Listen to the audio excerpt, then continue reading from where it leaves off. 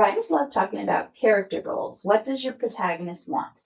But when you really think about it, a goal is not enough. If you do not understand why your character wants something, then your story's emotional, the backbone, the engine, it completely stalls. It lacks power.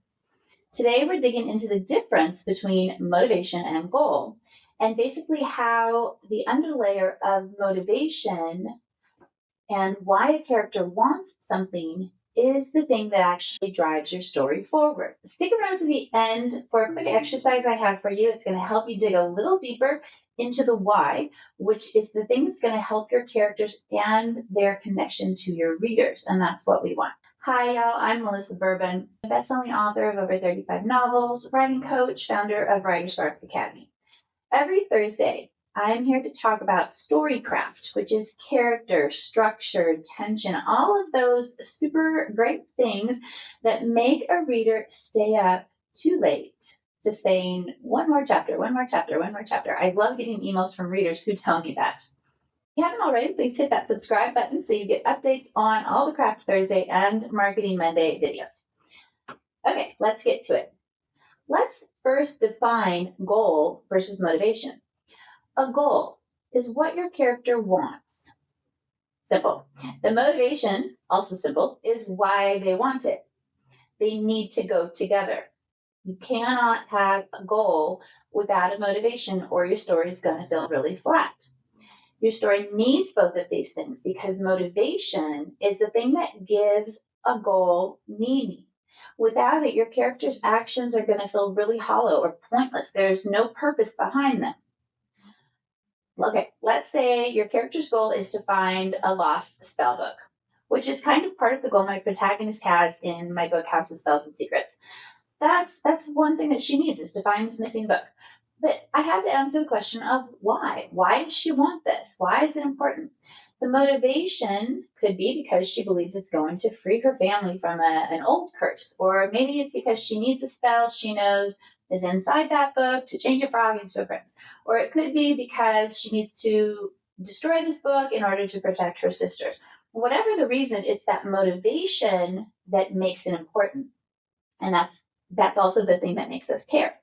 It's so important. You have to have that motivation. In The Bibliomancer's Daughter, another one of my books, Pippin, who is my main character, she has the goal of figuring out what happened to her father. And there's the additional goal of this magical inheritance that she discovers. Her motivation, that's what makes it personal. She wants to break free from the shadows of this family curse when she discovers it. And she wants to be more than a victim to this curse. If I had only written the goal, readers might have thought, okay, she's solving a mystery. Okay. But with the deeper motivation of why she needs to find this information, why she needs to know what happened to her father, and how that connects with the curse, that's what makes it emotional. That's the thing that pulls readers in and, again, makes them care. Think about Katniss from the Hunger Games. Her goal is to survive the games, obviously.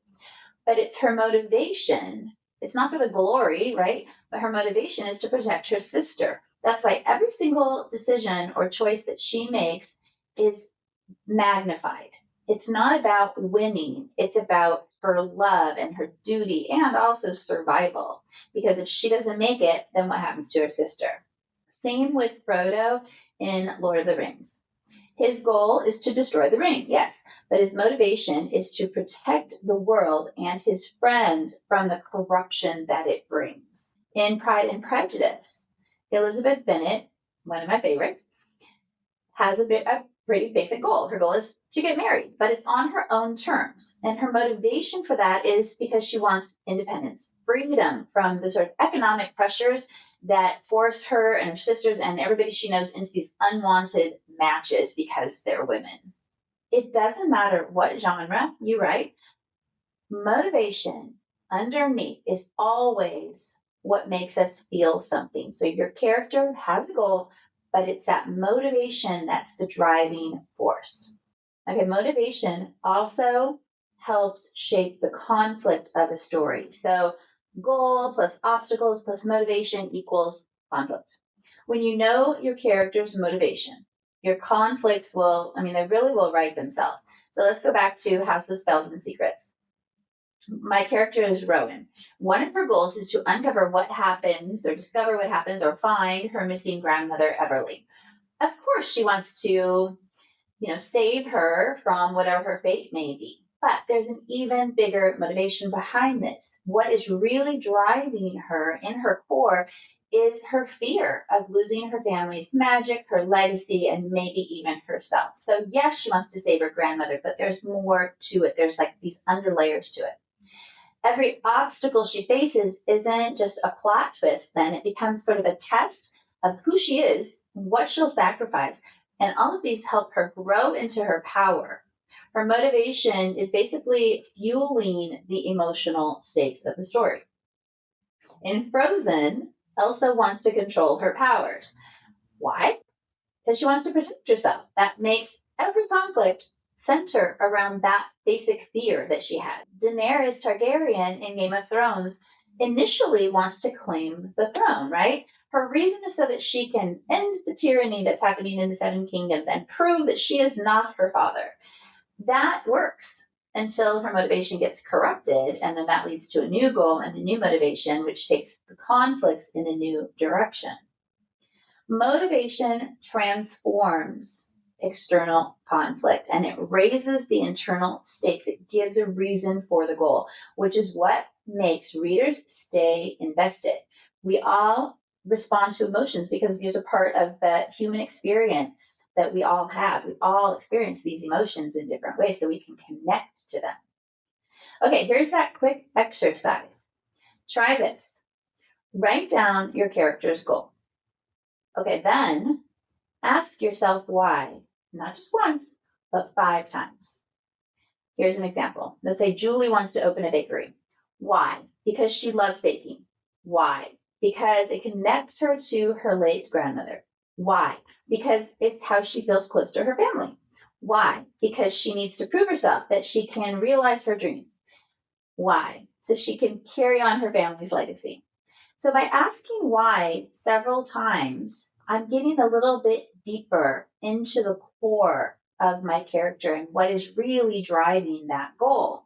My son went to school for advertising in UT Austin years ago, and one of the assignments they had was to take a campaign and then come up with 100 concepts for that campaign.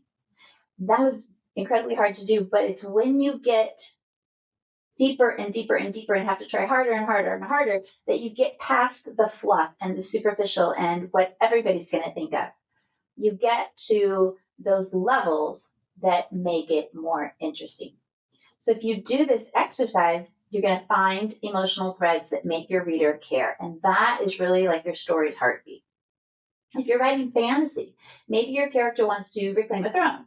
Why? Because they were exiled and want justice. Why? Because deep down, they still crave their father's approval. Keep digging and see what else you can come up with. These are motivations. So these are the things that take back the throne as the goal from an action plot into an emotional story. Here's my philosophy as a writer. And I've been doing this a long time. My first book came out in 2008. So a lot of books and a lot of time under my belt. Every time I write a book, I find myself discovering something new about my characters, discovering them in a new way. So the moment I figure out why they want what they want, that is when the story stops being just words on the page. That is when, for me, it really starts to resonate. It really starts to breathe. And I think that'll happen for you too. When I teach a writing course or am coaching a client, I always say that story is really about connection. Motivation is what connects your character to your readers. Through shared experiences and emotions, these things that are part of sort of the collective consciousness, these things resonate because we all experience them. As a writer, I believe in paying it forward, sharing what I've learned so other authors can find their own rhythm. So that is why I'm here, and I want to thank you for being here too. I don't believe in really strict rules. I believe in intuition. I am not a pantser. I'm not a plotter. I'm that hybrid person, and intuition guides my writing a lot. Intuition, in my opinion, is what lets you write from the inside out so your characters can act and speak and feel really real because you come to understand what drives them. So next time you sit down to write, don't just ask yourself what your character wants. Ask yourself why. That is where your story's power lives. If you found this helpful, hit like and subscribe, share it with another writer who's deep into their draft. Leave a comment. I would love to hear your thoughts on goal and motivation. And make sure to tune in next Thursday. I'll be talking about lies. Lies your characters believe, lies they tell, and how that can impact your story. Tune in Monday for Marketing Monday videos, and I will see you all next time. You need to keep working just to get it though.